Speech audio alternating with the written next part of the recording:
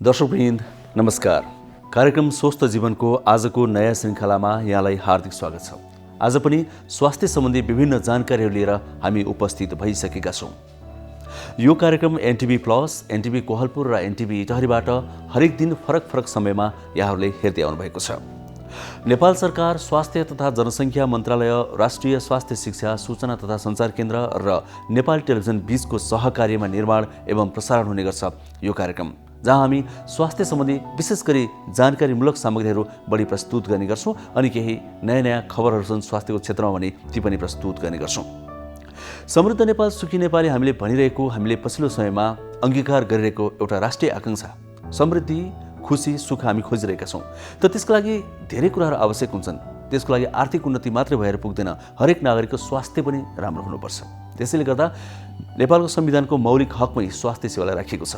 त्यो मौलिक हकमा व्यवस्था भएको कुरा हरेक नागरिकले पाइरहेका छन् त? यो प्रश्न पनि हामी कार्यक्रममा प्रत्यक्ष अप्रत्यक्ष उठाउने गर्छौँ र त्यसको उत्तर पनि खोज्ने गर्छौँ। अर्थात् आधारभूत स्वास्थ्य सेवा हरेक नागरिकले पाउनुपर्छ भनेर यस कार्यक्रममा हामी आवाज पनि उठाउने गर्छौँ। पाइरहेका छैनन् भने किन भनेर खबरदारी पनि गर्ने गर्छौँ। आज पनि हामीसँग त्यस्तै केही सामग्रीहरू छन्, त्यस्तै केही जानकारीहरू छन्। आज केही खुसीका कुराहरू छन्। सधैँ दुःखका कुरा मात्रै किन गर्ने? आज केही आशाका कुराहरू छन्। आउनुहोस् आजका विषयवस्तुतिर प्रवेश गरौँ।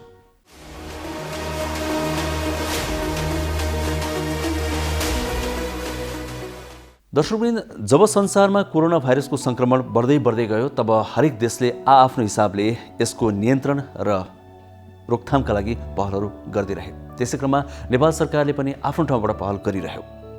ती कति पर्याप्त भए, कति कमजोरी भए, त्यो बहस गर्दै गरौँला। तर एउटा नयाँ काम सुरुवात गरिएको छ।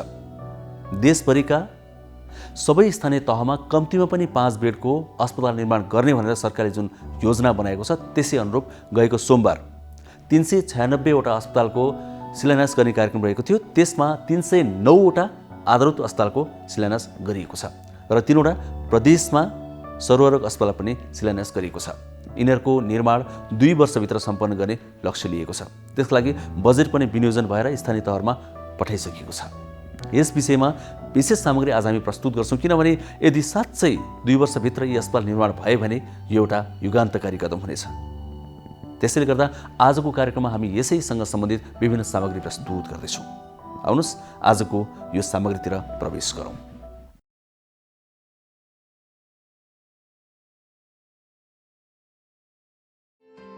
गत सोमबार देशैभरि एकै दिन 396वटा अस्पताल शिलान्यास हुने कार्यक्रम अन्तर्गत विभिन्न जिल्लामा अस्पताल निर्माणको लागि शिलान्यास भएको छ।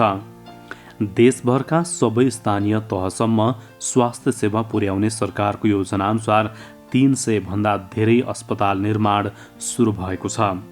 पहिलो चरणमा 396 अस्पताल निर्माण गर्ने तयारी भएकोमा 309 आधारभूत र 3वटा प्रदेशमा सरुवा रोग अस्पताल भवनको शिलान्यास गरिएको छ।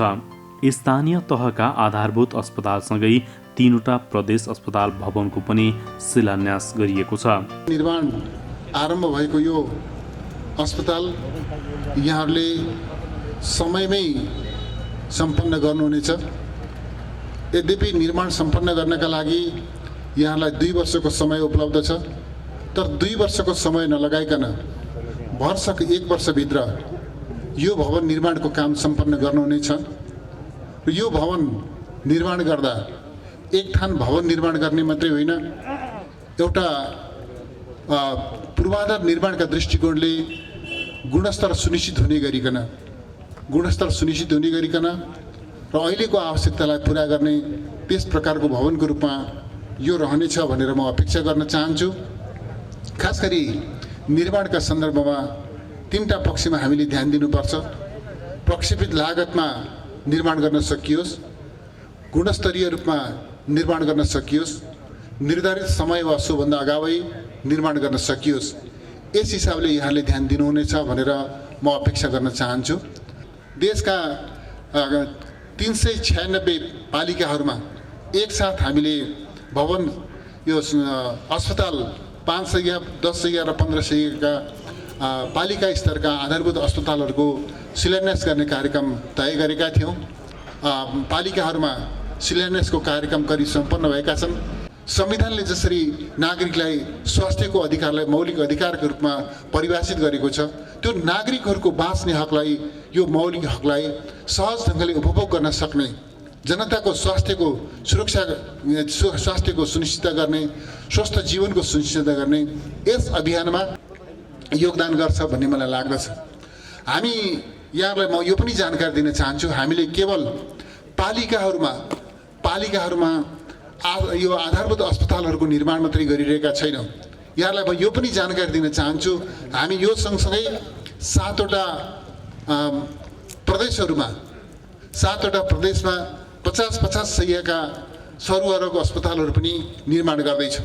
यस हिसाबले स्वास्थ्य संरचनाका हिसाबले, स्वास्थ्य पूर्वाधारका हिसाबले, स्वास्थ्य जनशक्तिका हिसाबले, स्वास्थ्य कर्मीहरूका, डाक्टरका, नर्सका हिसाबले, यन्त्र उपकरणका हिसाबले सबै प्रकारको प्रबन्ध गरेर नागरिकहरूलाई स्वस्थ जीवन सुनिश्चित गर्ने यस एउटा महाअभियानमा सरकार जुटेको छ भन्ने कुरा म यहाँलाई राख्न चाहन्छु। यस प्रयोजनको लागि केही दिन अगाडि मात्रै मैले यो आधारभूत पालिका तहमा निर्माण हुन गइरहेको 396 अस्पतालहरूका लागि, आधारभूत अस्पतालहरूका लागि 57 अर्ब 95 करोड 11 लाख रुपियाँको बजेटको स्रोत सुनिश्चित गरेको छु। अर्थमन्त्रीको हैसियतमा 396 पालिकाहरूमा निर्माण हुन गइरहेका यी आधारभूत अस्पतालहरूका लागि 57 अर्ब 95 करोड 11 लाख रुपियाँ एउटा निर्णयमा मैले स्रोत सुनिश्चित गर्ने हिसाबले अगाडि बढाएको छु। त्यसै गरी यहाँलाई म जानकारी दिन चाहन्छु, हामी 7 प्रदेशमा जुन प्रदेश स्तरका 50 बेडका सरुवारोग अस्पतालहरू निर्माण गर्दैछौँ। यो सरुवारोग अस्पताल निर्माण गर्नका लागि, कार्य आरम्भ गर्नका लागि प्रत्येक सरुवारोग अस्पतालका लागि 8 करोडका दरले बजेट सुनिश्चित गरिएको छ र सँगसँगै हामीले यो पनि गर्दैछौँ कि निर्माण कार्य अगाडि बढ्दै जाँदा ती अस्पतालहरूको निर्माण कार्य सम्पन्न गर्नका लागि आवश्यक पर्ने बजेट सरकारले, अर्थ मन्त्रालयले निकासा दिँदै जानेछ। स्रोतको अभाव, निर्माण कार्यमा स्रोतको अभाव हुन नदिने यस हिसाबले हामीले स्वास्थ्य पूर्वाधार निर्माण गर्दैछौँ। स्थानीय तहमा बन्ने अस्पतालको भवन 5, 10 र 15 शय्याका र सरुवा रोग अस्पताल 50 शय्याको रहेको छ। प्रदेश 2 बागमती र कर्णाली प्रदेशमा सरुवा रोग अस्पताल निर्माणको लागि भवन शिलान्यास गरिएको छ। आधारभूत अस्पताल मध्ये प्रदेश नम्बर 1 मा 86 वटा बनाइनेछ। प्रदेश नम्बर 2 मा 53, बागमतीमा 51, गण्डकीमा 53, लुम्बिनीमा 57, कर्णालीमा 42 र सुदूरपश्चिममा 54 वटा अस्पताल निर्माण हुन लागेको मन्त्रालयले जनाएको छ। प्रत्येक सङ्घको अस्पताललाई 500 बेडमा पुर्याउने, त्यसका यावत व्यवस्थापनहरूलाई उन्नत बनाउने र त्यति मात्र होइन, आधारभूत वर्गका सीमान्तकृत जनताको निःशुल्क स्वास्थ्य उपचारका निम्ति प्रत्येक प्रदेशमा 1-1 वटा अस्पताल र केन्द्रमा 3टा अस्पताल सहित परीक्षणको रूपमा यो वर्षदेखि आरम्भ गर्ने भनेर पनि हामीले भनेका छौँ।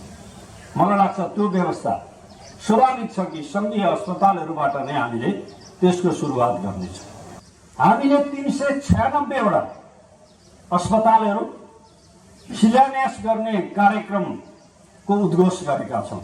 यसमा केही मभन्दा पहिले मन्त्रीज्यूले निर्णय गर्नुभएका अस्पतालहरू पनि छन्। म स्वास्थ्य मन्त्री भएर गएपछि 272 वटा मेरो पालामा निर्णय भएका पनि छन्। जुन ठाउँमा कार्यक्रम सञ्चालन हुन्छ त्यो ठाउँमा त्यो बजेटलाई चाहिँ लगेर कार्यक्रमलाई अझ तीव्रताका साथ हामी त्यो काम गर्छौँ। त्यसका निम्ति हामीले यो कार्यक्रम अगाडि सारेका छौँ।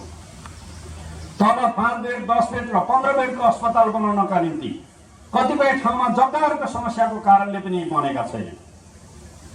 हामीले जग्गा सम्बन्धी 2टा व्यवस्था गरेका छौँ।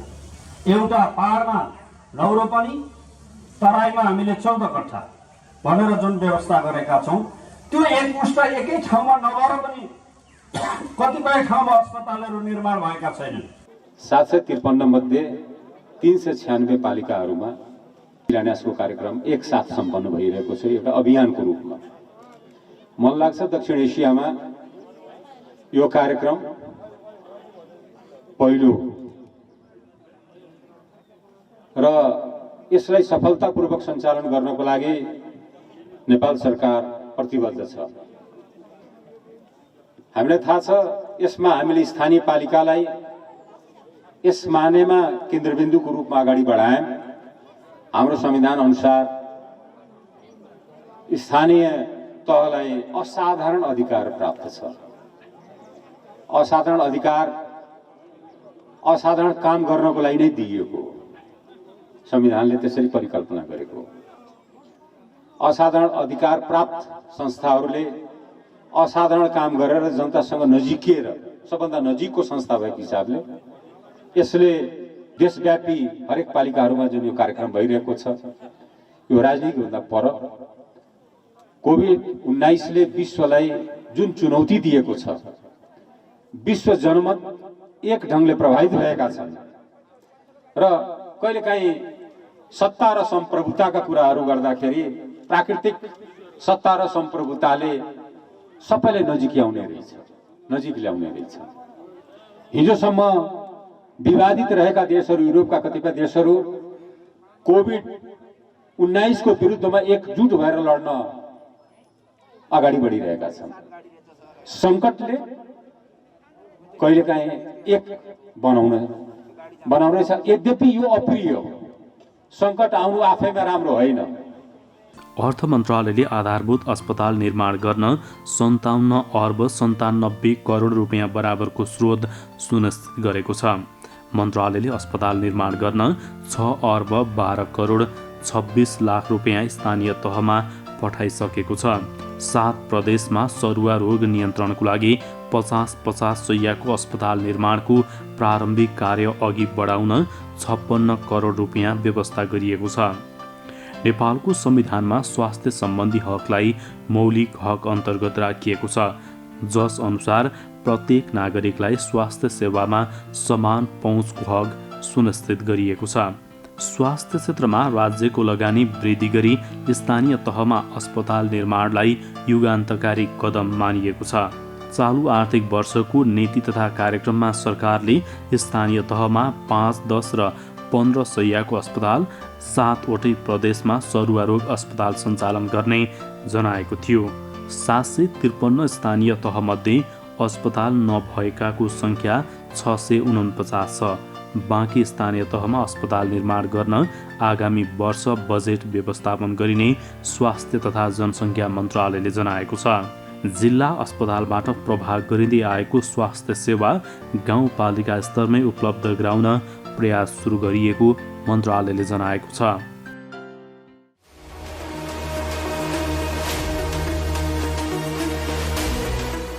स्वास्थ्य क्षेत्रमा चाहिँ अस्पताल पूर्वाधार चाहिँ स्वास्थ्य क्षेत्रको चाहिँ यो 15औं योजनाको रूपान्तरणकारी आयोजना हो। यो राष्ट्रिय तपाईँको प्राथमिकताको आयोजना हो। त्यो अन्तर्गत चाहिँ अहिलेसम्म हाम्रो 649 वटा स्थानीय तहहरूमा आधारभूत अस्पतालहरू छैनन्। त्यो मध्ये 649 जनामा आधारभूत अस्पताल नभइसकेपछि यो चालु वर्षको बजेट तथा नीति तथा कार्यक्रममा चाहिँ 396 वटा पालिकाहरूमा आधारभूत अस्पतालहरू बनाउने कार्यक्रम राखिएको छ। जनसङ्ख्या भूगोलको आधारमा चाहिँ ती अस्पतालहरू 5 शय्याका, 10 शय्याका र 15 शय्यासम्मका रहन्छन्। त्यो हिसाबले हामीले जनसङ्ख्यालाई हेरेका छौँ, भूगोललाई हेरेका छौँ। कोभिड-19 को सङ्क्रमण बढेसँगै चाहिँ आधारभूत स्वास्थ्य पूर्वाधारहरूको विकास गर्नुपर्छ भनेर चाहिँ साउन महिनामा 649 वटा स्थानीय तहहरूमा आधारभूत अस्पतालहरू थिएनन्। त्यहाँ चाहिँ न्यूनतम 5 बेडको अस्पताल अस्थायी अस्पताल रूपमा सञ्चालन गर्नका लागि पनि करिब 64 करोड रुपियाँ चाहिँ प्रत्येक पालिकाहरूमा बजेट व्यवस्था गरिएको छ र 649 वटा जिल्लाहरू स्थानीय तहहरूमा अहिले अस्पतालहरूको अस्थायी सञ्चालन गर्ने र त्यसैलाई एउटा भवन निर्माण गरिसकेपछि चाहिँ स्थायी संरचनाबाट चाहिँ अस्पताल सेवा पुर्याउने भन्ने हिसाबले गरेका छौँ। यसको जनशक्ति पनि आकलन गरेका छौँ, यसको स्रोतहरू पनि आकलन गरेका छौँ र 396 वटा आधारभूत अस्पताल निर्माणका लागि चाहिँ करिब चाहिँ 58 अर्बको लागत लाग्छ। यो 58 अर्बको लागत चाहिँ ठुलो एउटा लगानी हो र आगामी वर्ष फेरि बाँकी 396 मा हामी 649 अस्पतालमध्ये बाँकी अस्पतालहरू पुर्याउनका लागि पनि के गर्छौँ भन्दाखेरि फेरि अरू पनि अस्पतालहरू अर्को वर्ष यही समयमा शिलान्यास गर्ने गरी पूर्व तयारीको काम पनि गर्न खोजिरहेका छौँ। अहिले हामीले चाहिँ भनेको के छ भन्दाखेरि यो बहुवर्षीय ठेक्का सम्झौता अन्तर्गत उहाँहरूले चाहिँ आजदेखि अब शिलान्यास गरिएका अस्पतालहरूमा उहाँहरूले ठेक्का बन्दोबस्त गर्नुहुन्छ र 2 वर्षभित्र निर्माण सम्पन्न गर्नुपर्छ भन्ने हाम्रो लक्ष्य छ र अब अर्को वर्ष लाग्ने ठेक्का लाग्ने आधारभूत अस्पतालहरू बाँकी रहेका छन्, तिनीहरू पनि अर्को 2 वर्षभित्रमा सम्पन्न गर्ने गरी गर्नुपर्ने हुन्छ। यसबाट चाहिँ अस्पतालहरूमा करिब चाहिँ तपाईँको अहिलेको स्वास्थ्य पूर्वाधारमा 26,000 बेड हामीसँग थिए भने टोटल सार्वजनिक निजी गरेर 50% बेडहरू चाहिँ हामी चाहिँ यो अहिलेको स्वास्थ्य पूर्वाधारको लगानीबाट थप्न खोजिरहेछौँ। त्यो सही त्यति थपिँदाखेरि चाहिँ जनताले चाहिँ स्वास्थ्य सेवा पाउनको लागि चाहिँ अलिकति सरल र सहज हुन्छ भन्ने हाम्रो अनुमान छ। 2 वर्षभित्र सक्नुपर्ने हुन्छ। यसको सँगसँगै अब कोभिड-19 को सङ्क्रमणको सुरुमा चाहिँ हामीले प्रत्येक प्रदेशमा 50-50 बेडको सौरारोग अस्पताल, यो सौरारोग अस्पतालको निर्माण चाहिँ प्रदेश सरकारको सामाजिक विकास मन्त्रालयबाट हुन्छ। आधारभूत अस्पतालहरूको निर्माण चाहिँ स्थानीय तहबाट हुन्छ र सङ्घमा पनि 300 बेडको सौरारोग अस्पतालहरू चाहिँ निर्माण गर्न चाहिँ खोजिरहेछौँ। यसको चाहिँ जग्गा प्राप्तिको प्रक्रियामा छ। हामी यसको प्रस्ताव चाहिँ नेपाल सरकार मन्त्री परिषदमा प्रस्ताव पेश गरिसकेका छौँ। त्यो जग्गा प्राप्ति भएपछि सकेसम्म चाहिँ यसै वर्ष चाहिँ केन्द्रमा पनि 300 बेडको सौरारोग अस्पताल चाहिँ हामी सुरुवात गर्न खोजिरहेछौँ। र अहिले हामीसँग सुकुरा टपिकलमा चाहिँ एउटा सौरारोग अस्पताल धेरै पहिला सुरु गरेको मात्रै छ। त्यसको एउटा विस्तारित रूपमा चाहिँ अलिक ठुलो अस्पतालको खोजी गरेका छौँ। प्रत्येक प्रदेशमा 50-50 बेडको र केन्द्रमा चाहिँ 300 बेडको यसरी गर्न खोजिरहेछौँ। स्थानहरू चाहिँ सौरारोग अस्पतालको पनि सबै प्रदेशमा पहिचान भइसकेको छ। अब पहिला हामीले चाहिँ एउटा अस्थायी अस्पताल सञ्चालन गर्नका लागि चाहिँ आधारभूत अस्पतालमा 1 जना MBBS डाक्टर, 2 जना स्टाफ नर्स भइरहेको अहिले स्वास्थ्य चौकीमा थप्नुपर्छ भनेका छौँ। अब यी आधारभूत अस्पताल बन्दाखेरि 5, 10 र 15 बेडका अस्पतालहरू बन्छन्। यसको चाहिँ जनशक्तिको आकलन हामी गरिसकेका छौँ। यी जनशक्तिको व्यवस्थापन हामीले यहाँ एउटा अर्गनाइजेसन व्यवस्थापनको अध्ययन गरेर चाहिँ हामी सम्बन्धित पालिकाहरूमा अब पठाउँछौँ। त्यसपछि त्यसमा चाहिने यन्त्र उपकरणहरू पनि अस्पतालको निर्माण कार्य सम्पन्न गर्ने अवस्थासम्म चाहिँ त्यहाँ चाहिने यन्त्र उपकरणहरूको व्यवस्थाहरू गर्छौँ। र यो अहिलेको लागत चाहिँ 15 बेडको अस्पताल बनाउनको लागि 18 करोड जति लागत लाग्छ एउटा अस्पताल बनाउनलाई। अरूलाई 5 बेडको लागि चाहिँ 7-8-9 करोड कति लाग्छ अनि 12 करोडसम्मको लगानी लाग्छ होइन। त्यो हिसाबले चाहिँ हामी लागत र डिजाइन चाहिँ यहीँबाट निर्धारण गरेर पठाएको छौँ र निर्माण सम्पन्न हुनुभन्दा अगाडि त्यसमा चाहिने यन्त्र उपकरण र जनशक्तिको व्यवस्थापन चाहिँ हामीले स्थानीय तह र प्रदेशसँग मिलेर चाहिँ गर्नुपर्ने हुन्छ। एउटा सौरारोग अस्पतालको लागत चाहिँ करिब चाहिँ प्रारम्भिक लागत चाहिँ 31 करोड चाहिँ पर्छ 50 बेडको लागि। अनि 300 बेडको लागि चाहिँ सौरारोगको निर्माण लागत चाहिँ जग्गा बाहेकको लागत हो 91 करोड चाहिँ 300 बेडको लागि चाहिँ 91 करोडको लागत हामी देखेका छौँ बनाउनको लागि। प्रारम्भिक लागत अनुमान पनि तयार भइसकेका छन्। बजेट व्यवस्थापन चाहिँ यो वर्ष चाहिँ आधारभूत अस्पतालहरूको लागि र सौरारोग अस्पतालको लागि चाहिँ बजेट व्यवस्थापन चाहिँ यो वर्षको लागि चाहिँ भएको छ। अब हामी मङ्सिरमा ठेक्का बन्दोबस्त गरिरहेछौँ, शिलान्यास गरिरहेछौँ भने हामीले यो वर्षको लागि चाहिँ कुनै आधारभूत अस्पतालको लागि चाहिँ 3 करोड 85 लाखसम्म, कुनैमा 1 करोड 40 लाखसम्म, कुनैमा 85 लाखसम्मको बजेट गरेर चाहिँ निर्माण कार्य सुरु गरेका छौँ। र यसको निर्माण कार्यको सुरुवातमा अर्थ मन्त्रालयले नै रिसोर्सहरूको चाहिँ स्रोतको सुनिश्चितता गरिदिनु भएको छ। यो बहुवर्षीय ठेक्का प्रणाली अन्तर्गत हाम्रो स्थानीय पालिकाहरूले ठेक्का लगाउनुहुन्छ। त्यसको आधारमा हामीले चाहिँ के गर्छौँ भन्दाखेरि रकम भुक्तानी गर्दै लिएर जान्छौँ र रकम भुक्तानी गर्दै लिएर जाँदाखेरि स्रोतको अभाव हुन नदिने गरी अर्थ मन्त्रालयले हामीलाई प्रतिबद्धता दिनुभएको छ। र सौरारोग अस्पतालको हकमा चाहिँ यो वर्ष नै 31 करोड लाग्ने लागतको चाहिँ यो वर्ष नै हामी 8 करोड बजेट चाहिँ प्रदेश सरकारको सामाजिक विकास मन्त्रालयमा पठाइसकेका छौँ। हाम्रो अहिले हामीले हेर्नुपर्ने के छ भने हामी सामाजिक विकासको क्षेत्रमा सरकारले नेतृत्वदायी भूमिका लिनुपर्छ भनेको छ। शिक्षा, स्वास्थ्य लगायतका खानेपानीका सामाजिक क्षेत्र भन्छ यसलाई। सरकारको नेतृत्वदायी भूमिका हुनुपर्छ र 15औं योजनाले चाहिँ सरकारको प्रमुख भूमिका हुनुपर्छ। त्यो भनेको के हो भन्दाखेरि हाम्रो संविधानले केही मौलिक हकको कार्यान्वयन गर्नका लागि चाहिँ आधारभूत स्वास्थ्य सेवा चाहिँ निःशुल्क हुन्छ भनेको छ। त्यो कारणले हाम्रा आधारभूत स्वास्थ्य अस्पतालहरू चाहिँ चाहिए। त्यो हिसाबले स्वास्थ्य मन्त्रालय अन्तर्गत चाहिँ 2टा रूपान्तरणकारी कार्यक्रमहरू छन्। एउटा अस्पतालहरूको पूर्वाधारको विकास गर्ने, अर्को चाहिँ स्वास्थ्य बिमा कार्यक्रम सञ्चालन गर्ने भनिएको छ। स्वास्थ्य बिमा कार्यक्रमको प्रारम्भिक तपाईँको गेटकिपर भन्छ, त्यो चाहिँ आधारभूत अस्पताल हुने भएर चाहिँ आधारभूत अस्पताललाई चाहिँ अलिकति गुणस्तरीय सेवा दिनका लागि चाहिँ हामी चाहिन्छ। त्यो आधारभूत अस्पतालभन्दा तल चाहिँ प्रत्येक वडामा चाहिँ हाम्रा आधारभूत स्वास्थ्य चौकीहरू हुन्छन्। तिनीहरू आधारभूत स्वास्थ्य सेवाका निश्चित कामहरू त्यहाँबाट हुन्छ भने अरू कामहरू चाहिँ कहाँबाट हुन्छ भन्दाखेरि अस्पतालबाट काम हुन्छ। अब हामी स्वास्थ्यमा पहुँच त पुरा छौँ। हामी दिगो विकास लक्ष्यमा हाम्रा प्रतिबद्धताहरू छन् 2030मा हासिल गर्नुपर्ने हुन्छ। प्रतिबद्धताहरू स्वास्थ्य क्षेत्रमा हाम्रा युनिभर्सल हेल्थ कभरेजहरू बढाउनु पर्ने छ।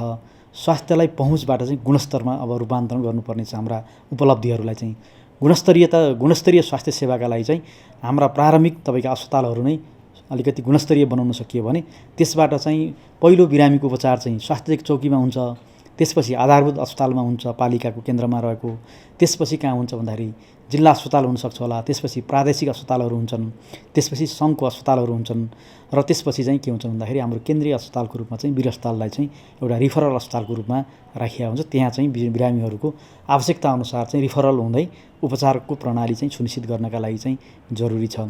अर्को कोभिड-19को अहिलेको यो सङ्क्रमणको अवस्थामा चाहिँ स्वास्थ्य क्षेत्र चाहिँ सरकारले लगानी गर्नुपर्ने, स्वास्थ्य सेवा चाहिँ सरकारको भूमिका चाहिँ प्रभावकारी हुनुपर्दो रहेछ भन्ने कुराहरू सिकिएको कारणले पनि अब स्वास्थ्यमा चाहिँ सरकारको आधारभूत स्वास्थ्य सेवामा त हाम्रो अत्यधिक सरकारको भूमिका धेरै नै छ। 92-93% भन्दा बढी नै हामी आधारभूत स्वास्थ्य सेवा गरिरहेछौँ। उपचारात्मक सेवामा चाहिँ निजी क्षेत्रबाट पनि यो परिपूरकको काम गरेकोमा अब सरकारको नेतृत्वदायी भूमिका हुनुपर्छ भन्ने हिसाबले नै स्वास्थ्य प्रणालीमा स्वास्थ्य पूर्वाधारको विकास गर्नुपर्छ भनेर नै यो काम थालिएको। मलाई लाग्छ हामी सामाजिक क्षेत्रको यो स्वास्थ्य पूर्वाधार विकास कार्यक्रम चाहिँ असाध्यै ठुलो र महत्त्वपूर्ण यो दूरगामी महत्त्व राख्ने यो कार्यक्रम हुन्। यति मात्रै छैन, अहिले हामी के गर्न खोजिरहेछौँ भन्दाखेरि प्रत्येक पालिकामा 5, 10 र 15 शय्याका अस्पतालहरू बनाउँछौँ। प्रत्येक जिल्लामा 25 वा 50 शय्याको अस्पतालहरू बनाउँछौँ जनसङ्ख्या भूगोलको आधार हेरेर। त्यसपछि 10वटा ठाउँमा स्थानहरूमा हामी ट्रमा सेन्टरहरूको परिकल्पना गरिरहेछौँ। त्यसपछि हामी के गर्छौँ भने प्रत्येक प्रादेशिक अस्पतालहरू छन् हाम्रा साबिकका अञ्चल अस्पतालहरूलाई, त्यहाँ चाहिँ 200 बेडको शय्या पुर्याउनका लागि चाहिँ हामीले बजेट व्यवस्था गरेर पठाइसकेका छौँ। यो वर्षै पुर्याउनु पर्ने हुन्छ। त्यहाँ प्रादेशिक अस्पतालहरूमा 200 बेडको अस्पतालहरू हुन्छ। त्यसपछि सङ्घका अस्पतालहरू पनि छन् 10वटा र प्रतिष्ठानहरू छन्, त्यहाँ चाहिँ मिनिमम चाहिँ सङ्घका अस्पतालहरूमा 500 बेडका अस्पतालहरू पुर्याउनु पर्ने हुन्छ। त्यसको लागि बजेट पठाइसकेका छौँ। प्रत्येक सङ्घीय अस्पतालहरूमा आकस्मिक सेवाहरू प्रदान गर्न सक्ने गरी आकस्मिक कक्षहरूको निर्माण गर्न खोजिरहेछौँ।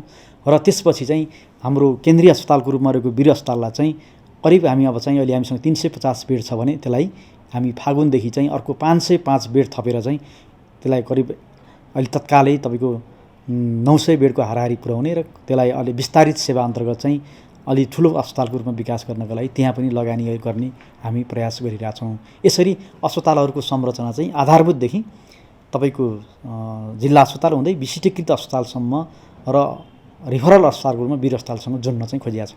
जग्गा प्राप्तिको समस्याहरू छ केही आधारभूत अस्पतालहरूमा, ती आज शिलान्यास हुँदैनन् र केही अस्पतालहरूको चाहिँ त्यो केन्द्रको बारेमा पनि अलिकति नटुङ्गेको, कहाँ राख्ने भन्ने विषय चाहिँ नटुङ्गेको अवस्था छ। यहाँबाट एउटा निर्णय गरिएको पालिकाबाट चाहिँ यहाँ राख्न पाए राम्रो हुन्थ्यो भन्ने कुरा छ।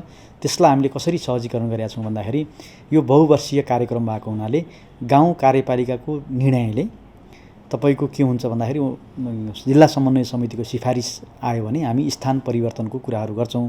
तर यो स्थान परिवर्तन गर्दाखेरि दुईवटा कुराहरू ख्याल गर्नु भनेका छौँ।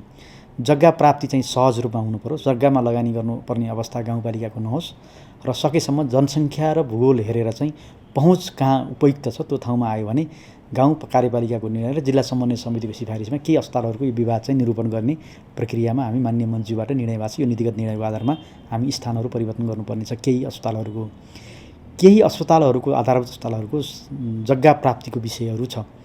जग्गा प्राप्तिको विषयमा सार्वजनिक, निजी र सरकारी जग्गाहरू लिनुपर्ने अवस्था पनि छ।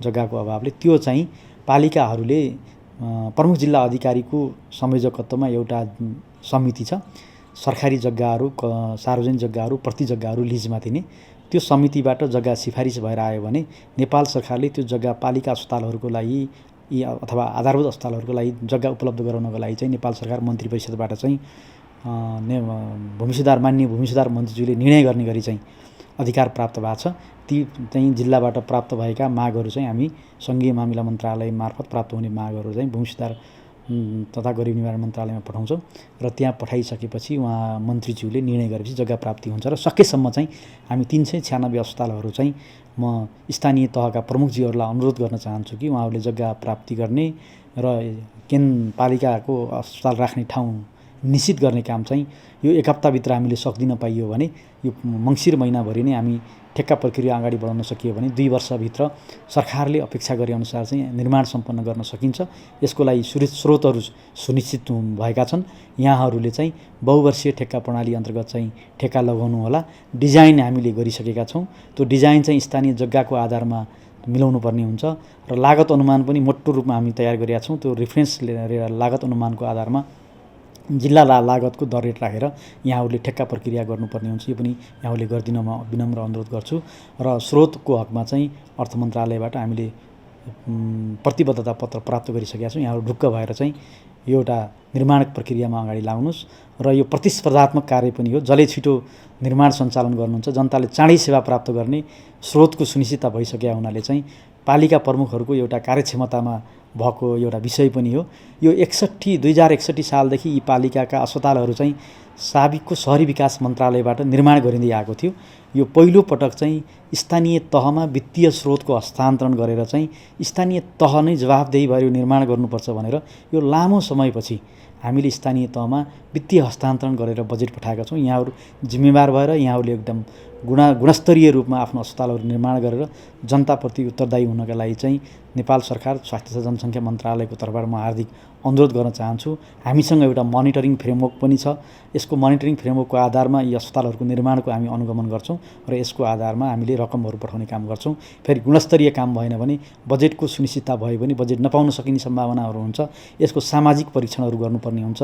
यो करदाताबाट तिरिएको रकम नेपाल सरकारको स्रोतबाट बिहोरिएको रकम भए हुनाले नेपाल सरकारको स्रोतको अत्यधिक र मितव्ययी ढङ्गले एकदम वित्तीय अनुशासन कायम गरेर चाहिँ प्रयोग गरिदिनका लागि चाहिँ म स्थानीय पालिकाका प्रमुखजीहरूलाई हार्दिक अनुरोध गर्न चाहन्छु। अहिले अब हामी सङ्घीयताको प्र्याक्टिसमा छौँ। आधारभूत अस्पताल चाहिँ स्थानीय तहको कार्यक्षेत्रभित्र परिरहेको छ।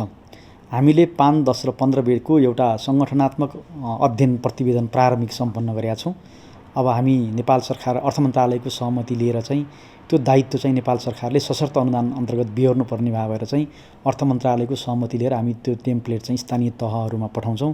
यहाँहरूले आधारभूत अस्पतालको सङ्गठन संरचनाको अध्ययन गर्दा स्थानीय तहबाट चाहिँ यो हामीले पठाएको सङ्गठन संरचनाको तपाईँको एउटा टेम्प्लेटमा रहेर चाहिँ यहाँहरूले सङ्गठन संरचना बनाउनु पर्ने हुन्छ। त्योभन्दा बढी पनि नबनाउनु होला, त्योभन्दा घटी पनि नबनाउनु होला। हाम्रो स्ट्यान्डर्डाइजेसन गरेका छौँ। त्यहाँ कति जनशक्ति चाहिन्छ, कति डक्टर चाहिन्छ, कति नर्सहरू चाहिन्छ, कति अरू प्यारामेडिक्सहरू चाहिन्छ, अरू कति चाहिन्छ भन्ने एउटा हेरेका छौँ। अब हामीले गर्नुपर्ने काम चाहिँ जनशक्तिको त मोटामोटी आकलन गरिसकेका छौँ। अब हामीले गरिदिनुपर्ने काम छ भने त्यहाँ राख्ने यन्त्र उपकरणहरूको पनि आकलन गर्नुपर्ने हुन्छ। त्यो गरेर चाहिँ हामी अब निर्माण सम्पन्न गर्ने यो वर्ष सुरु गरेर अर्को वर्ष भनेका छौँ। अर्को वर्षमा तपाईँको त्यहाँको यन्त्र उपकरण समेतको बजेट चाहिँ व्यवस्थापन गरेर जनशक्तिको आकलन हामी पठाउँछौँ। यहाँहरू ढुक्क भए हुन्छ। हामी यसरी व्यवस्थापन मिलाइरहेछौँ।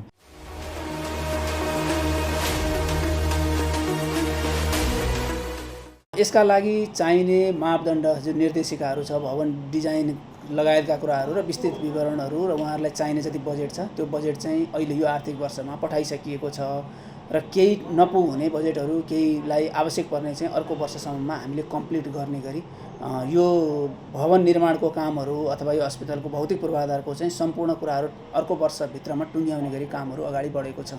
भवनको लागि चाहिने आवश्यक स्रोत साधनको सुनिश्चितता गरेर अगाडि पठाइएको छ। अहिलेसम्म सरदर हेर्दाखेरि हामीले 58 अरब हाराहारी पैसा पठाइसकेको अवस्था छ भने त्यसमा अब सरदर सबै गर्दाखेरि खरबको हाराहारी पैसा लागत हुन सक्ने हिसाबले हामीले देखेका छौँ। भवन निर्माणको सन्दर्भमा एउटै डिजाइन एउटै हिसाबले बनाउने हिसाबले हामीले अगाडि बढाएका छौँ। त्यसको डिजाइनहरू सबै पास भइसकेको छ। अब बाँकी रहेको प्रक्रियाहरू त सार्वजनिक खरिद ऐन नियमावलीको प्रक्रियाहरू पुर्याएरै गर्ने कुराहरू त्यसै अनुसार अगाडि बढ्छ। अहिले बनिरहने अस्पतालहरूमा 5 शय्याका, 5 शय्याका, 10 शय्याका र 15 शय्याका अस्पतालहरू छन्। त्यसमा चिकित्सकहरू पनि 5 शय्याकामा एउटा चिकित्सक, अन्य स्वास्थ्य कर्मीहरू, 10 शय्याकामा दुईटा चिकित्सक, अन्य स्वास्थ्य कर्मीहरू, 15 शय्याकामा 3टा चिकित्सक, अन्य स्वास्थ्य कर्मीहरू सहितको व्यवस्था गर्ने गरी ओएनएम पनि भइसकेर दरबन्दीहरू पनि कस्तो रहने के रहने भनेर पनि त्यो पनि स्वीकृत भइसकेको अवस्था छ। त्यसमा अब देशभरि शिलान्यास हुनेमा 52वटा 5 शय्याको, 109वटा 10 शय्याको र 235वटा 15 शय्याका अस्पतालहरू आधारभूत अस्पतालहरू छन्। 7वटा सर्वरोग अस्पतालहरू, 4वटा आकस्मिक कक्षहरू आकस्मिक विभागहरू छन्। अब हाम्रो लक्ष्य यो आर्थिक वर्षभित्र सक्ने भन्ने हो। यो आर्थिक वर्षका लागि बजेटहरू विनियोजन भएर गएका छन्, त्यसै अनुसार अहिले शिलान्यास भएको अवस्था हो। अब कहिलेकाहीँ अरू हाम्रो बसभन्दा बाहिर रहेका कुराहरू पनि कति हुन सक्छन्, ती कारणहरूले रहे अड्के भने अर्को आर्थिक वर्षसम्ममा कम्प्लिट गरेर पूर्णता पाएर सेवा नै सुचारू गर्ने गरी हामीले कामहरू अगाडि बढाउनलाई सबै योजना बनाएका छौँ। संविधानले सम्पूर्ण नागरिकहरूलाई आधारभूत स्वास्थ्य सेवाको सुनिश्चितता गर्ने कुरा जसरी संविधान प्रदत्त अधिकार छ, त्यसका आधारमा सबैतिर सबै स्थानीय तहहरूमा चाहिँ आधारभूत अस्पतालहरू बनाउनुपर्छ भन्ने हिसाबले सरकारले कामहरू अगाडि बढाएको हो।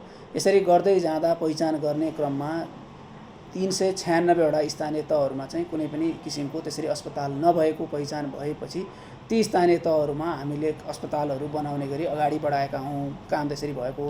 त्यसमाथि पनि हामीलाई कोभिड जस्तो महामारी आइसकेपछि हामीलाई यसले धेरै कुराहरू सिकायो, धेरै कुराहरू हामीले सिक्दै गयौँ पनि। हाम्रो स्वास्थ्य प्रणालीमा भएका कुराहरू राम्रा पक्ष पनि सिक्यौँ, सबल पक्षहरू नराम्रा पक्षहरू पनि सिक्यौँ, सुधार गर्नुपर्ने ठाउँहरू पनि सिक्यौँ। ती सबै कुराहरू गर्दाखेरि हामीले सबै स्थानीय तहहरूमा अस्पताल चाहिन्छ, नभइकन त्यसले हामीलाई अलिकति समस्या बनाउने हिसाबले त्यो एउटा अनुभव गरियो भने अर्को सरुवा रोग अस्पताल हामीसँग काठमाडौँमा मात्रै एउटा मात्रै रहँदाखेरि हाम्रा नियमित सरुवा रोगहरूको व्यवस्थापन गर्न उपचार गर्नलाई पनि हामीलाई देशका दूर दराजबाट आउनुपर्ने जुन हिसाबले त्यो हिसाबको विशिष्टीकृत सेवाहरू पाउनलाई समस्या हुने कुराहरू पनि हामीले भोग्यौँ भने कोभिड जस्तो नयाँ किसिमको महामारी आउँदाखेरि अस्पतालहरू सेवा दिनका लागि कसरी सबल भएर बस्नुपर्छ, कसरी अस्पतालहरू कति अस्पताल सेवा दिन नखोज्ने, डराउने, अलिकति उ गर्ने त्यो वातावरणहरू पनि बनाउनका लागि सरुवा रोग अस्पताल भएपछि त्यो सरुवा रोग अस्पतालले सबैलाई विशिष्ट सेवा पनि नियमित दिने पनि भयो। नयाँ रोगहरू आउँदाखेरि पनि अध्ययन अनुसन्धान भइराखेर त्यो सेवाहरू दिन पनि सहज हुने भयो, महामारीहरूसँग जुझ्नलाई पनि सहज हुने भयो र अन्य अस्पतालहरूमा पनि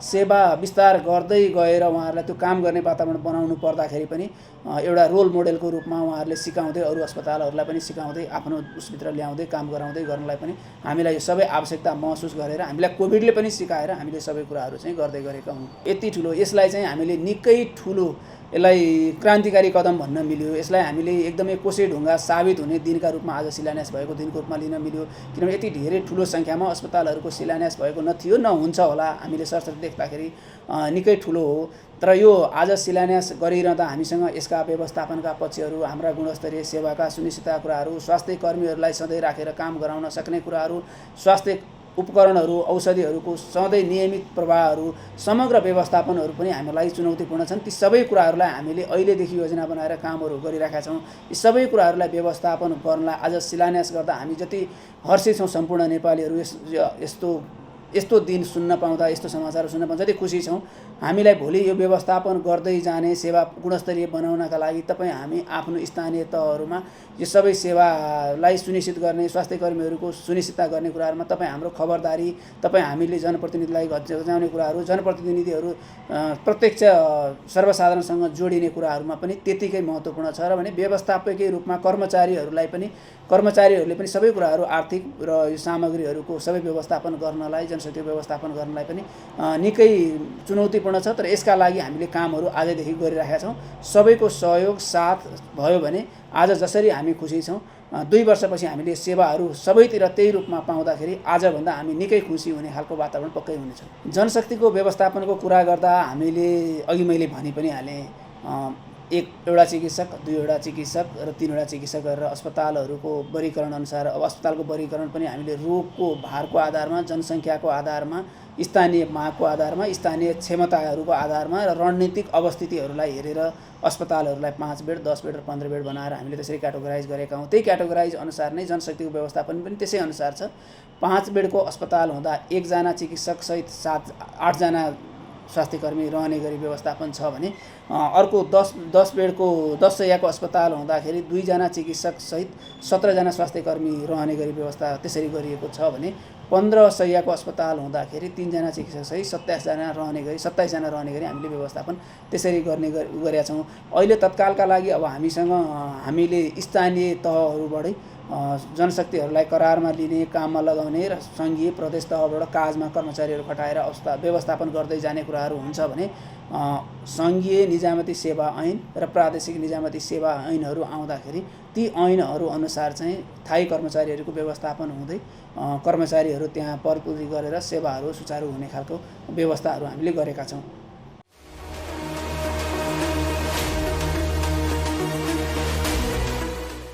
यो सङ्घीय संरचनामा सबैभन्दा राम्रो उदाहरण सङ्घीय सरकारले यसको बजेटको व्यवस्थापन, जनशक्तिको व्यवस्थापन कस्तो हुन्छ, त्यसको संरचना कस्तो हुन्छ भनेर डिजाइन सङ्घले बनायो र सबै स्थानीय सरकारलाई बजेटसहित काम गर्न रहेर त्यसलाई सञ्चालन गर्नको लागि अधिकार सुम्पेर उहाँहरूले सुरुवात गर्न खोजिरहनु भएको छ। र नेपालको इतिहासमै स्वास्थ्य क्षेत्रको एउटा ठुलो अभियान, अब यसलाई नयाँ किसिमको अभियान चाहिँ यो हो र सायद नेपालको स्वास्थ्यको इतिहासमा यो चाहिँ एउटा सुनौलो अवसर हो र विश्वमै यस्तो किसिमको घटनाहरू भएको देखिन्न। एकैपटक सबै जनताको आधारभूत स्वास्थ्यको पहुँच पुग्ने किसिमले राज्यले गरेको यो कार्यक्रम भनेको ठुलो कुरा हो र अब यसमा चाहिँ स्थानीय सरकारको योजनामा कार्यक्रमहरू भइरहेको, शिलान्यास कार्यक्रम भइरहेको छ।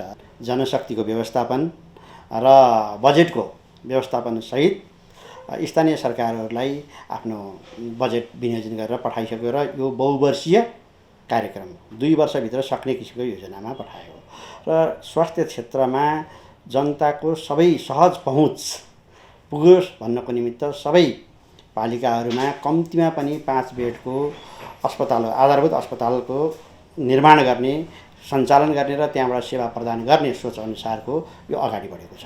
सङ्घीय सरकारले 2 वर्षभित्र सक्ने किसिमले यो वर्ष चालु आर्थिक वर्षमा केही बजेटहरू पठाइसकेको छ र आगामी वर्षमा यो चाहिँ बाँकी रकम पठाउने भनेर अर्थ मन्त्रालयले सुनिश्चित गरिसकेको छ। यसको करिब 58 अरब रकम खर्च हुने अनुमानमा अर्थ मन्त्रालयले सहमति, स्वीकृति र एउटा अगाडि बढाइसकेको छ। बजेट सङ्घीय सरकारले दियो अनि स्थानीय सरकारहरूले यसलाई चाहिँ आर्थिक ऐन नियमको परिधिभित्र रहेर टेन्डरको प्रक्रियाबाट अगाडि जानुहुन्छ। 2 वर्षभित्र पक्का सकिन्छ, किनभनेदेखि यो हाम्रो स्वास्थ्यको इतिहासमा यो युगान्तकारी काम, अब एउटा नयाँ अभियान र विश्वले हेर्दाखेरि यसरी एक छोटो समयमा सबै पालिकामा स्वास्थ्यको पहुँच पुर्याउनको निमित्त चाहिँ आजको दिन भनेको एउटा सङ्घीय संरचनामा नयाँ प्रयोग, स्वास्थ्यमा पहुँच, जनताको पहुँच पुर्याउनको निमित्त एउटा नयाँ अभियान र अरूले यसो हेर्दाखेरि यस्तो पनि हुनसक्छ, यस्तो नि भनेर अलिकति के अरे आदर्शको जस्तो हो, तर यो व्यवहारमा सम्भव हुने र 2 वर्षभित्र सम्पन्न हुने किसिमले चाहिँ हामीले अगाडि बढाएका छौँ। यो चाहिँ स्वास्थ्य क्रान्ति हो र यसले चाहिँ एकदम सबभन्दा राम्रो पक्ष के हो त भन्दा भोलि हाम्रो सोच संविधानले, अहिले समाजवाद उन्मुख संविधानले निर्दिष्ट गरेको चाहिँ नागरिक कुनै पनि स्वास्थ्य संस्थामा गइसकेपछि उसको यो आधारभूत अस्पतालहरूबाट यदि उपचार हुन्छ, सरसल्लाहबाट त्यहाँबाट समाधान हुन्छ भने त्यहीँबाट उसको समस्यालाई निराकरण गरेर पठाउने र त्यहाँबाट विशेषज्ञ अस्पतालहरूमा पठाउनु पर्यो भनेदेखि अब बिरामी भौँतारिनु परेन, त्यहाँको सेवाग्राही भौँतारिनु परेन, नागरिक भौँतारिनु परेन। त्यहाँका स्वास्थ्य आधारभूत अस्पतालका स्वास्थ्यकर्मीका टिमले बिरामीको अवस्था हेरेर उहाँलाई कुन विशेषज्ञ अस्पतालमा पठाउनुपर्छ त्यसको म्यापिङ गरेर उहाँहरूले चाहिँ तपाईँ यो अस्पतालमा जानुहोस् भनेर पठाउनु र त्यो अस्पतालमा पनि उहाँहरूले चाहिँ समन्वय गरेर पठाउनुहुन्छ भनेपछि अब हाम्रो सोच कहाँ हो त भन्दा आधारभूत अस्पताल मार्फत विशेषज्ञ अस्पतालमा जोड्ने र त्यहाँ चाहिँ नागरिकहरूलाई सहज पहुँच र बिचमा भौँतारिनु पर्ने स्थिति नहुने गरी गुणस्तरीय सेवा दिने चाहिँ यो सोच अनुसारको यसरी नै अगाडि बढ्छ र 2 वर्षभित्र हाम्रो स्वास्थ्यको कायापलट हुन्छ भन्ने कुरा हाम्रो दावा। स्वास्थ्यमा चाहिँ त्यहाँबाट आम्दानी गर्ने ठाउँ होइन, स्वास्थ्यमा जति लगानी गर्न सक्यो, नागरिकलाई जति स्वस्थ बनाउन सक्यो, राज्यले अरू के अरे विषयबाट, अरू विधाबाट रिटर्न पाउँछ, उसले उपलब्धि प्रोडक्सन पाउँछ। उदाहरणको लागि एउटा किसान बिरामी भएर 10 दिन बस्न पर्दाखेरि उस 10 दिनको उत्पादन गर्ने कुरा घट्छ, तर स्वास्थ्यको ब्याकअपमा, स्वास्थ्यमा लगानी गरियो भने ऊ बिरामी नभइकन कृषिमा काम गर्न सक्यो, व्यापारमा त्यस्तै भयो, यातायातमा त्यस्तै भयो, पर्यटनमा त्यस्तै भयो। यदि ऊ हेल्दी भयो भनेदेखि चाहिँ उसले अरू कामबाट राज्यलाई ठुलो उपलब्धिहरू, ठुलो रिटर्न दिन्छ र राज्यको विकसित राज्य निर्माण हुनसक्छ। विभिन्न देशका उसमा हेर्दाखेरि र हाम्रो अठोट चाहिँ संवैधानिक अठोट, हामीले अठोट अनि त्यसपछि यो नियमावली बनेका छन् अनि हाम्रा विभिन्न किसिमका जनशक्तिहरू प्रक्षेपण गरिसकेका छौँ। हामीले यी सँगसँगै हामीले अस्पताल शिलान्यास गर्ने मात्रै होइन, हामीले जनशक्ति कति चाहिन्छ भनेर पनि हामीले प्रक्षेपण गरेर प्रस्ताव गरेर अर्थ मन्त्रालयमा पठाइसकेका छौँ। भनेपछि हामीले एउटै बाटो शिलान्यास गरिसक्ने अनि त्यसपछि जनशक्तिको बारेमा त्यसपछि उपकरणको बारेमा सोच्ने होइन कि सबै सँगसँगै सोचेर एउटा सबैलाई एकै रूपमा हुँदाखेरि 2 वर्षभित्र त कति त छिटै सुरु होला, नत्र भने 2 वर्षभित्र अनिवार्य रूपले सुरु हुन्छ। उदाहरणको लागि 5 बेडको अस्पतालमा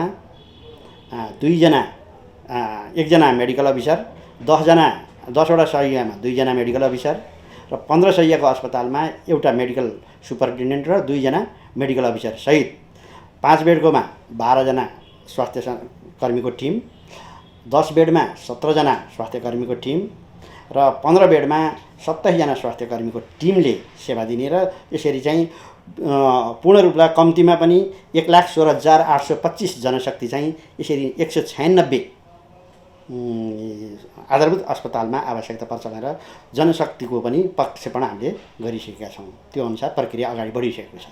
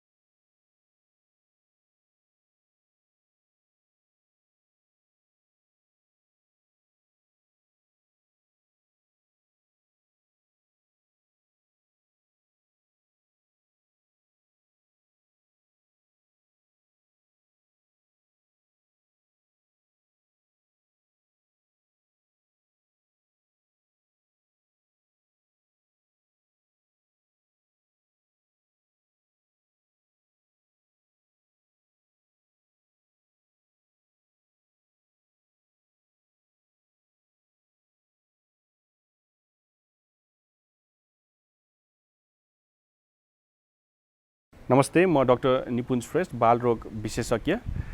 अहिले यो कोभिड-19 इन्फेक्सनको जुन एउटा महामारी जुन सुरु भएको छ, यसमा चाहिँ बालबालिकाहरू पनि उत्तिमै जोखिममा छन्। हामीले बालबालिकाहरूलाई यो कोभिड इन्फेक्सनबाट जोगाउनु धेरै जरुरी देखिन्छ। अब बालबालिकालाई जोगाउनको लागि हामीले जुन ठुलो मान्छेहरूको लागि भन्छौँ त्यस्तै नै हो। मास्कको प्रपर युज हुनु पर्यो, हात टाइममा धोइराख्नु पर्यो, ह्यान्ड सेनिटाइजरहरू युज गरिराख्नु पर्यो, सोसियल डिस्टेन्स मेन्टेन गर्नु पर्यो, बच्चाहरू बाहिर गएर अरूसँग धेरै घुलमिल हुनु भएन, घरमै बसिराख्नु पर्यो। यति हामीले गऱ्यौँ भने हामीले बालबालिकाहरूलाई पनि यो कोभिड-19 को इन्फेक्सनबाट बचाउन सक्छौँ। यो भन्दै बच्चाहरू जब घरमा हुन्छन् उसलाई घरमा चाहिँ एउटा ह्याप्पी इन्भाइरोमेन्ट पनि हामीले राखिदिनु पर्यो। बुवा आमाले बच्चालाई के गरेर खुसी राख्न सकिन्छ हैन, उसको इन्ट्रेस्ट के छ, म्युजिक गर्न चाहन्छ कि आर्ट गर्न चाहन्छ कि कुनै खेल घरभित्रै खेल्न चाहन्छ कि, त्यो सबमा बुवा आमा पनि इन्भल्भ भएर उसलाई चाहिँ खुसी राख्न सक्नुभयो भने उसलाई यो सिनारियो जुन अहिले कोभिड सिनारियो छ त्यसबाट हामी सुरक्षित राख्न सक्छौँ र उसको मानसिक र शारीरिक विकासमा पनि हामी मद्दत गर्न सक्छौँ जस्तो चाहिँ हामीलाई लाग्छ। दाजु ए भाइ ए दिदी बहिनी, धुलो पर्छ हात साबुन पानीले, खाना बनाउनु अनि खाना खानु अघि, बच्चाहरूलाई खुवाउनु अघि, घरभित्र पस्नु अघि, कार्यालय पस्नु अघि, धुनु पर्छ हात साबुन पानीले, छोए हातले जहाँ त्यही फोहोर मैला छोएपछि, जीव जन्तुलाई छोए चलाएपछि, शौचालय गएपछि, बच्चालाई शौच गराएपछि, धुनु पर्छ हात साबुन पानीले। बेला बेलामा साबुन पानीले मिची कम्तीमा 20 सेकेन्डसम्म हात धोऊ। कोरोनाबाट आफू पनि बचाउँ र अरूलाई पनि बचाउँ। युनिसेफसँगको सहकार्यमा स्वास्थ्य तथा जनसङ्ख्या मन्त्रालय र एनसेलद्वारा जनहितमा जारी। नमस्कार, आज म यहाँहरूलाई नवजात शिशु स्याहार सम्बन्धी जानकारी दिन आएकी छु।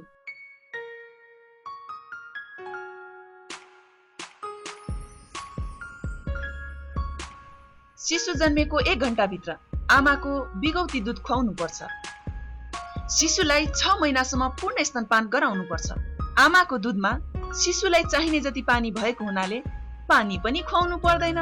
बालबालिकालाई 2 वर्षसम्म पूरा खानाको सँगसँगै आमाको दुध पनि खुवाउनु पर्छ। शिशुले चाहेको जुनसुकै बेला पनि स्तनपान गराउनुपर्छ। कम्तीमा पनि दिनमा 10-12 पटक खुवाउनु पर्छ। शिशुलाई जन्मेको 24 घण्टापछि मात्र नुहाउनु पर्छ र नुहाउँदा पनि मनतातो पानीले नुहाई तुरन्त सफा, नरम र उभानो कपडाले राम्रोसँग पुछी न्यानो गरी राख्नुपर्छ। शिशुको नाभि सधैँ सफा र सुक्खा राख्नुपर्छ। किन लखडा तिमीहरूले कुकुरलाई? ऊ त्यहाँ नारायणले कुकुरले टोक्यो।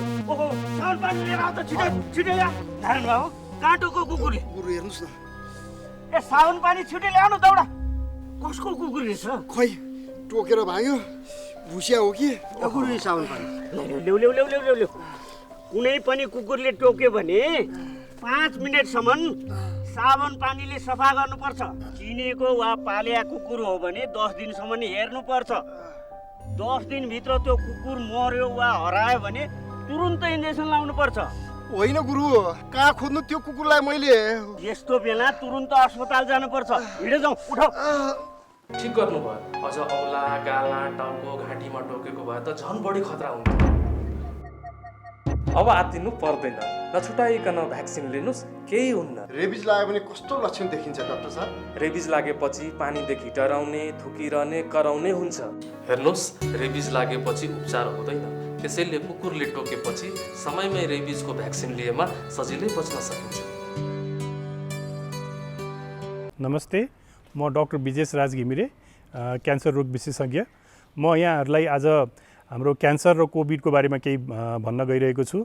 यहाँहरूलाई थाहै छ, हामी यो क्यान्सर बिरामीहरूमा हाम्रो रोगसँग लड्ने क्षमताहरू अलिक कम भएको हुनाले यो हाम्रो कोभिड या यो रोग चाहिँ उहाँहरूलाई केही गरी भइहाल्यो भने चाहिँ अलिकति जटिल रूपमा जान सक्ने र ज्यान पनि जान सक्ने किसिमबाट अगाडि बढ्न सक्ने भएको हुनाले हामीले चाहिँ क्यान्सर रोगको बिरामीहरूलाई चाहिँ यसबाट बच्न र यसबाट सावधानी अपनाउन चाहिँ एकदमै धेरै नै जरुरी छ।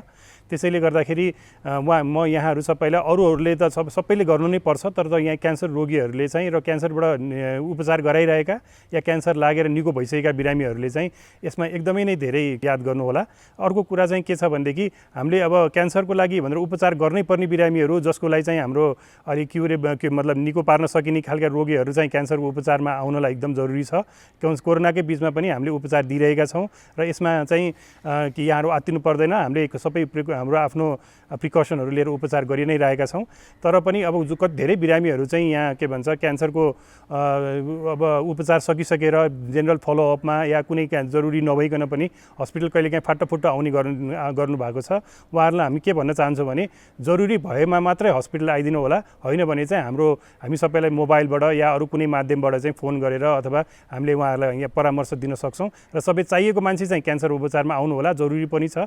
तर नचाहिएका मान्छेहरू चाहिँ घरमै बस्नु होला र पर्नु पर्यो भनेदेखि चाहिँ डाक्टरसँग चाहिँ अरू माध्यमबाट चाहिँ हामीलाई सम्पर्क गर्नु होला।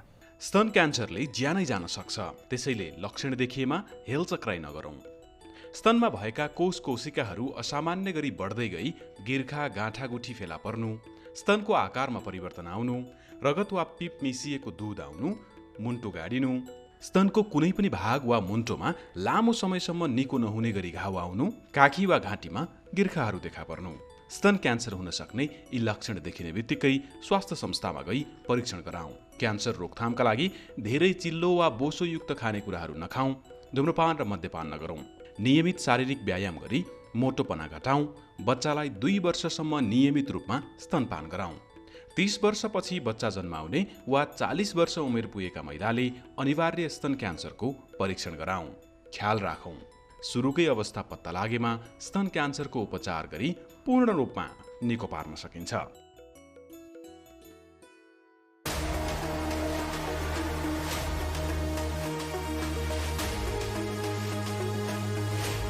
कार्यक्रम स्वस्थ जीवन हरेक दिन एनटिभी प्लसबाट बिहान 7 बजेदेखि 8 बजेसम्म र पूर्ण प्रसारण साँझ 5 देखि 6 बजेसम्म, एनटिभी कोहलपुरबाट 1 देखि 2 बजेसम्म र एनटिभी इटहरीबाट दिउँसो 2 देखि 3 बजेसम्म प्रसारण हुने गरेको छ। स्वास्थ्य सम्बन्धी यहाँहरूको कुनै जिज्ञासा वा समस्या भएमा हामी सम्बन्धित विज्ञहरूबाट समाधान खोजी कार्यक्रममा प्रसारण गर्नेछौँ। हामीलाई सम्पर्क गर्ने माध्यमहरू यस प्रकार रहेका छन्। फोन, एसएमएस तथा भाइबरको लागि 98 43 52 93 97। Email swasthjivan@ntv.org.np। यस कार्यक्रमको बारेमा आफ्नो सल्लाह, सुझाव र प्रतिक्रिया पनि यहाँहरूले यिनै माध्यम मार्फत दिन सक्नुहुनेछ। साथै कार्यक्रममा के कस्ता सामग्री, विषय वा विज्ञहरू समेट्नु पर्ला भन्ने विषयमा पनि सुझाव दिन सक्नुहुन्छ। कार्यक्रम यहाँहरूले सामाजिक सञ्जाल मार्फत पनि हेर्न सक्नुहुनेछ। YouTube Nepal television, mobile application Nepal television, Facebook facebook.com/naptv2041। कोरोनाबाट बस्नलाई हो बस्नलाई हो, यो कुरा बुझौँ हामी सबैले, यो कुरा बुझौँ हामी सबैले। चेलीबेटी आफन्त बोलाइ, ओइ बोलाइ, भिडभाड नगरौँ कसैले, भिडभाड नगरौँ कसैले। सुरक्षित हुन मास्क लगाऊ, लगाऊ, घर बाहिर साह्रै डर छ हेर, घर बाहिर साह्रै डर छ हेर। साथी भाइ भेट हुँदा बसौँ है, ओइ बसौँ है, 2 मिटर टाढा भएर, 2 मिटर टाढा भएर। सोचे झै कोरोना रहेनछ, सोचे झै कोरोना रहेनछ। हामी सबै कोरोनाको उच्च जोखिममा छौँ। सतर्कता अपनाउनुहोस्। जो जहाँ हुनुहुन्छ त्यही नै बसेर चाडपर्व मनाउनुहोस्। फोनबाटै आशीर्वाद आदान प्रदान गरी अनावश्यक यात्रा नगर्नुहोस्। कोरोनाबाट आफू र आफ्नो परिवारलाई बचाउनुहोस्। स्वास्थ्य सम्बन्धी महत्त्वपूर्ण नम्बरहरू। स्वास्थ्य सम्बन्धी कुनै पनि जानकारी र सहयोगका लागि स्वास्थ्य तथा जनसङ्ख्या मन्त्रालयका हटलाइन नम्बरहरू 1115 र 1133 वा मोबाइल नम्बर 98512 55839। एम्बुलेन्स सेवाको लागि 102 र 112। वैदेशिक रोजगारीको क्रममा स्वास्थ्यमा समस्या भएमा, अन्य सहयोग वा जानकारी आवश्यक परेमा श्रम, रोजगार तथा सामाजिक सुरक्षा मन्त्रालयको हटलाइन नम्बर 1141। शान्ति, सुरक्षा र अन्य सहयोगका लागि नेपाल प्रहरीको नम्बर 100। सशस्त्र प्रहरी बलको नम्बर 1114। रगत आवश्यक परेमा ब्लड बैंकको नम्बर 01 42 25 344।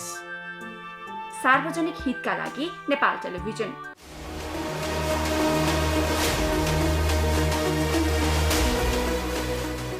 दर्शकवृन्द, कोरोना संक्रमणको यो महामारी पछि हामीले धेरै आशाका कुरा गर्न पाएका थिएनौँ। निराशाका कुरा बढी गर्नु बाध्य भएका थियौँ हामी, किनभने सङ्क्रमणको दर दिन प्रतिदिन बढ्दै गएको छ। तर यस बिचमा पनि सरकारले एउटा कदम जुन चालेको छ त्यसको विषयमा आज हामीले कुराकानी गरौँ, जुन एउटा सराहनीय कदम पनि हो। यदि यो समयमा सम्पन्न भयो भने यसले राम्रै नतिजा दिन्छ भन्ने कुरामा दुई मत छैन। तर काम समयमा सम्पन्न हुनु पर्यो, तोकिए बमोजिम काम हुनु पर्यो, त्यो चाहिँ अर्को बाटो हो। आजको लागि कार्यक्रम हामी यही अन्त्य गर्छौँ, किनभने समय सकिन आँटेको छ। हामीले विभिन्न रोगका विषयमा विशेषज्ञसँगका कुराकानी पनि प्रस्तुत गर्नु छ, आगामी दिनमा प्रस्तुत गर्छौँ। विभिन्न ठाउँका असल अभ्यासको पनि कुराकानी गर्नु छ, जीवनशैलीका पनि कुराकानी गर्नु छ। धेरै छन् हामीले उठाउनु पर्ने विषयहरू अनि सन्दर्भहरू। आजलाई भने बिट मार्छौँ एकैछिनमा। कार्यक्रम यहाँहरूले एनटिभी प्लस, एनटिभी कोहलपुर र एनटिभी इटारीका पर्दाहरूमा मात्र होइन, युट्युब लगायतका सामाजिक सञ्जालहरूमा पनि हेर्न सक्नुहुन्छ, जुन हामीले स्क्रिनमा देखाइरहेका छौँ। अर्को कुरा, कार्यक्रम कस्तो लाग्छ प्रतिक्रिया पनि पठाउँदै गर्नुहोला।